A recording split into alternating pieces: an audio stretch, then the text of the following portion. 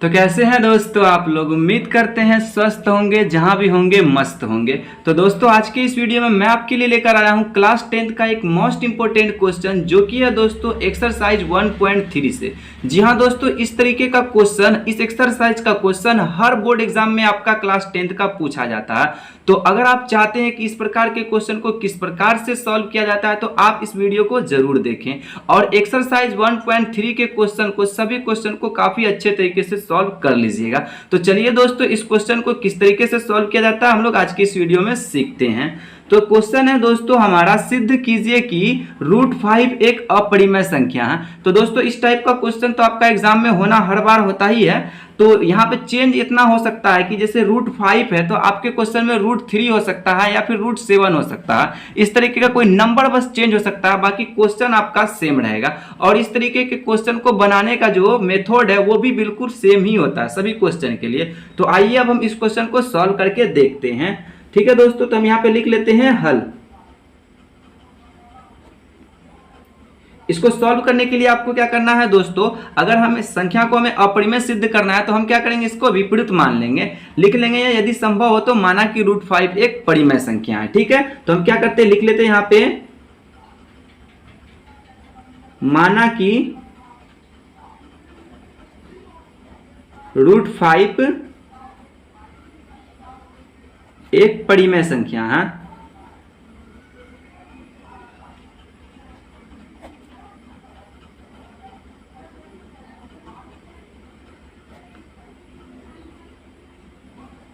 ठीक है दोस्तों, तो यहां पे हम क्या करेंगे, इस तरीके से लिख लेंगे, माना कि √5 एक परिमेय संख्या है। अब जब आपने परिमेय संख्या इसको मान लिया है तो हम क्या करेंगे, √5 को p/q के रूप में लिख लेंगे। क्योंकि परिमेय संख्या को क्या किया जाता है, p/q के रूप में लिखा जाता है, तो हम इसलिए लिख लेंगे √5 बराबर p/q।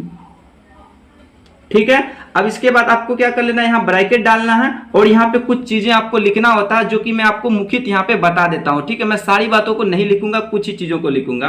तो यहाँ पे आप लिख लेना, जहां p तथा q एक पूर्णांक है और q is not equal to 0 और p तथा q का एक के अतिरिक्त कोई और गुणनखंड नहीं है, इतनी चीजें आपको लिखना होता है। ठीक है, तो हम यहाँ पे सिर्फ इतना लिखते हैं, जहां p तथा q एक पूर्णांक है।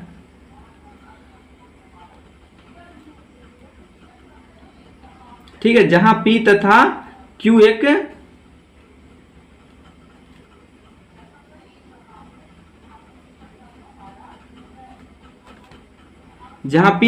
एक पूर्णांक है और q is not equal to 0।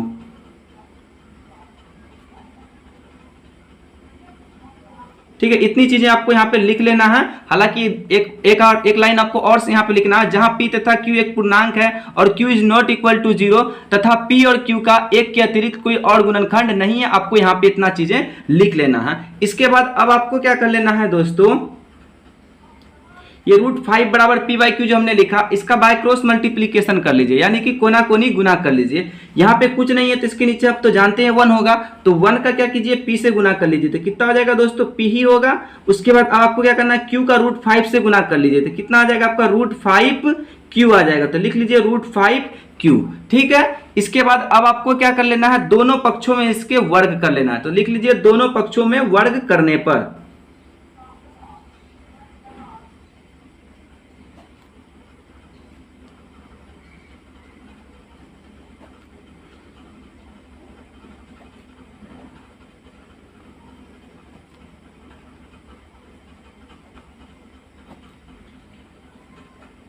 ठीक है, दोनों पक्षों में क्या कर लेना आपको, वर्ग करने पर। ये हमारा टेबल थोड़ा सा हिल रहा है दोस्तों, ठीक है, तो देख लेंगे बाद में इसका क्या प्रॉब्लम है, तो आप लोग इससे प्लीज दिक्कत नहीं मानिएगा। ठीक है, तो आइए हम इसको सॉल्व करते हैं। आप दोनों पक्षों में क्या करेंगे, इसको वर्ग करने पर। ठीक है दोस्तों, तो यहाँ पे जो p है आपका, तो हम लिख लेते हैं उसको p का स्क्वायर, वर्ग का मतलब स्क्वायर होता है, तो स्क्वायर, और फिर √5q का होल स्क्वायर करना है हमको, तो लिख लेते हैं √5q का स्क्वायर। ठीक है दोस्तों, अब आपको क्या कर लेना, इसको सॉल्व कर लेना। ये वाला पार्ट तो बिल्कुल आपका ऐसे ही रह जाएगा।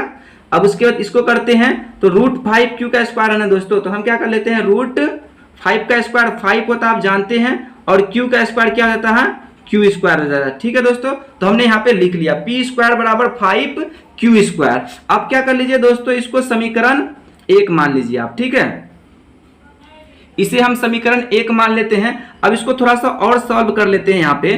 तो पी स्क्वायर बराबर 5q² है। हम क्या कर लेते हैं, इस पी स्क्वायर को यहाँ पे लिखते हैं और उसके बाद इस 5 को इस साइड ले आते हैं बराबर के। तो यहाँ पे तो ये गुना में है, इधर आएगा तो बट्टे में आ जाएगा, यानी कि भाग में आ जाएगा। इतना तो आपको पता होगा, ठीक है दोस्तों। उसके बाद अब आपको क्या कर लेना है, यहाँ पे क्यू स्क्वायर है तो क्यू स्क्वायर को यहाँ पे रहने देते हैं। तो आप देख सकते हैं पी स्क्वायर बट्टे 5 अब बराबर क्यू स्क्वायर है। तो इसका ये मतलब हुआ कि इस पी को 5 क्या कर रहा है, विभाजित कर रहा है, जो कि हमने माना क्या था कि जहां p तथा q एक पूर्णांक है और q is not equal to 0, और इसके बाद एक लाइन लिखना था p तथा q का एक के अतिरिक्त कोई और गुणनखंड नहीं है, यानी p तथा q को एक के अलावा कोई दूसरा नंबर नहीं काट सकता। तो हमने यहाँ पे देखा कि p को एक के अलावा 5 है जो कि काट रहा है। तो ठीक है दोस्तों, तो इसका मतलब हुआ है कि p का एक और गुणनखंड है, ठीक है। तो आइए इसको हम आगे सॉल्व करते हैं फिर से, ठीक है। अब क्या करते हैं दोस्तों, इसको यहाँ पे रहने देते हैं, आगे की बात हम आपको बाद में समझाते हैं। अब लिखते हैं फिर से, यहाँ पे हम लिखेंगे पुनः, अगला स्टेप है हमारा दोस्तों पुनः लिखेंगे माना कि p बराबर 5r, ठीक है। तो यहां पे हम लिख लेते हैं, ऐसा क्यों मान रहे हैं आपको हम बाद में बताते हैं, पहले लिख लेते हैं। पुनः माना कि p बराबर 5r, ठीक है दोस्तों। तो हमने यहां पे क्या लिख लिया, पुनः माना कि p बराबर 5r। तो p बराबर 5r ही क्यों माने, कुछ और क्यों नहीं माने, ठीक है दोस्तों। जरूर आपके मन में ये सवाल आ रहा होगा। तो इसका आंसर ये है कि हमें सिद्ध क्या करना था दोस्तों, √5 सिद्ध करना था ना।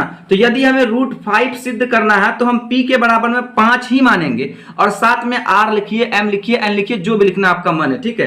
तो हमने क्या लिख लिया, p बराबर 5r लिख लेना है। अगर यहाँ पे √3 होता तो आप क्या करते, यहां तक सॉल्व करने के बाद लिखते हैं p बराबर 3r। अगर आपको यहाँ पे √7 सिद्ध करना होता तो आप यहाँ पे लिखते p बराबर 7r, ठीक है दोस्तों। तो जो भी आपको रूट के अंदर में रहता है आपको उसी के हिसाब से मानना होता है, ठीक है दोस्तों। तो हमने मान लिया, पुनः माना कि p बराबर 5r। अब आपको कुछ नहीं करना है, इसके बाद अब आपको क्या कर लेना है दोस्तों, इस समीकरण 1 में p का मान उठा करके रख दीजिए।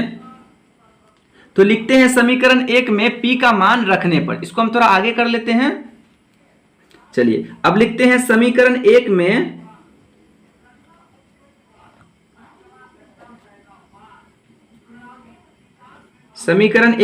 p का मान रखने पर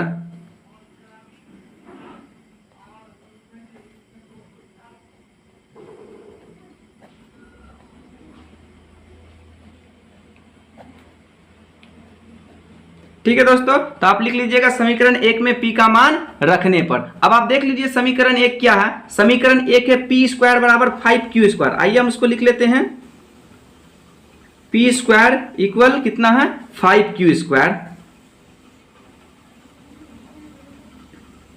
ठीक है दोस्तों। अब आपको क्या कर लेना है, p स्क्वायर बराबर 5q² है। p का मान कितना है, p का मान हमने रखा 5r। तो हम यहाँ पे लिख लेते हैं, p के जगह लिख लेते हैं 5r, और उसका स्क्वायर है तो हम लिख लेते हैं इसका स्क्वायर, और बराबर कितना आपका 5q²। तो हमने इसको यहाँ पे भी लिख लिया। फिर क्या करते हैं, अब हम इसको आगे सॉल्व करते हैं। तो 5 का स्क्वायर करेंगे तो कितना हो जाएगा दोस्तों, आपका 25 आएगा, आपको मालूम होनी चाहिए। और r का स्क्वायर करेंगे तो r² मालूम होगा ही आपको, ठीक है। 5 का स्क्वायर 25 और r का स्क्वायर r²। अब इसके बाद फिर क्या आपका 5q² है, तो हम यहाँ पे लिख लेते हैं 5q², ठीक है दोस्तों। अब आगे क्या करना है, इसको हम 25r² है ना दोस्तों। तो अब क्या कर लीजिए, इस पार्ट सिर्फ आपको r² रख लेना है, और इधर चलते हैं 5q² है तो इस 5q² को लिख लिए, और बट्टे लिखेंगे, चूंकि ये 25 इधर गुना में है, इधर आ जाएगा तो आपका क्या हो जाएगा, भाग में हो जाएगा, ठीक है दोस्तों। तो आप देख सकते हैं r² बराबर 5q² बट्टे 25। ये तो हमारा कट रहा है तो इसको काट लीजिए। देखिए 5 एकम 5, 5 पंचे 25 आ गया, ठीक है। तो आपके पास क्या बच जाएगा, q² बट्टे 5, ठीक है दोस्तों। तो यहाँ r² बराबर हो गया q² बट्टे 5। इसको आप समीकरण 2 मान लीजिए, ठीक है दोस्तों। तो यहाँ पे अब आपको दिख रहा होगा, हमने पहले यहाँ पे आपको बताया कि p² का जो है एक गुणांक था 5, यानी p जो है 5 से कट रहा है। उसके अलावा फिर आप यहाँ पे देख रहे हैं q भी 5 से कट रहा है, और हमने जो आपको यहाँ पे लिखने के लिए कहा था कि p तथा q का एक के अतिरिक्त कोई और गुणनखंड नहीं है, तो क्या हमें कोई और गुणनखंड नहीं मिला, एक के अतिरिक्त कोई और गुणनखंड नहीं मिला, 5 मिला P में भी, 5 मिला Q में भी। तो इसका मतलब ये हुआ कि समीकरण 1 और समीकरण 2 से हमको ये स्पष्ट है कि जो हमने माना वो गलत है, क्योंकि यहाँ पे ऐसा क्या हो गया कि पी स्क्वायर और क्यू स्क्वायर दोनों ही 5 से कट रहा है। तो हम यहाँ पे इसमें अंत में लिख सकते हैं समीकरण 1 तथा 2 से हम कह सकते हैं कि हमारा मानना गलत हुआ है। ठीक है, आइए जिस चीज को हमें यहाँ लिखना हम अच्छे तरीके से लिख के आपको समझा देते हैं। तो अंत में जो लाइन हमें यहाँ पे लिखनी थी दोस्तों हमने यहाँ पे लिख दिया है। आइए इसको अब हम एक बार पढ़ लेते हैं। तो लास्ट में आपको पूरे सॉल्व करने के बाद लिख लेना है दोस्तों, समीकरण 1 तथा 2 से स्पष्ट है कि P तथा Q का 1 के अतिरिक्त दूसरा गुणनखंड 5 है, जो कि हमने देख लिया इसमें, इसलिए अतः हमारा मानना गलत हुआ, इसलिए √5 एक अपरिमेय संख्या है। ठीक है दोस्तों, इस लाइन को आप अपने हिसाब से भी लिख सकते हैं। तो इस तरीके से दोस्तों आपका ये √5 या फिर √3 वाला जो सिद्ध करने वाले प्रश्न होते हैं एक्सरसाइज 1.3 के क्वेश्चन है, आप उसको काफी आसान तरीके से सॉल्व कर सकते हैं। ठीक है दोस्तों, तो मुझे उम्मीद है दोस्तों कि आपको ये वीडियो अच्छी लगी। अगर वीडियो अच्छी लगी हो तो वीडियो को लाइक एंड चैनल को सब्सक्राइब जरूर कीजिएगा। मैं मिलता हूं आपसे एक नए टॉपिक के साथ, तब तक के लिए धन्यवाद।